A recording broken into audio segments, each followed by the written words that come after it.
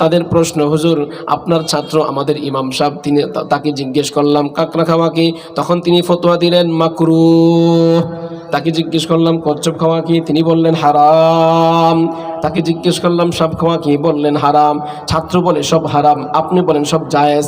ওস্তাদ শাগির্দের প্রশ্নের উত্তর তো মিল নাই।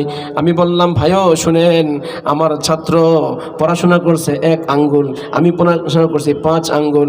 আমার ছাত্রের পড়াশোনা অল্প একটু, আর আমি তো 5টা বিষয়ের ডিগ্রি অর্জন করেছি। আমার ছাত্র বিদেশ পড়ে নাই, আমি দারুল দেওবন্দে পড়েছি, আমি গুজরাটে পড়েছি, আমি 5টা মাযহাব সম্পর্কে পিএইচডি করেছি।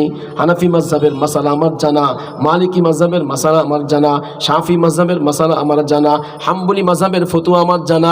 এমনকি যারা মাযহাব মানে না, গায়রে মুকাল্লিদ, যারা নিজেকে আহলে হাদিস দাবি করে, ওদের মাসালাও আমার জানা আছে।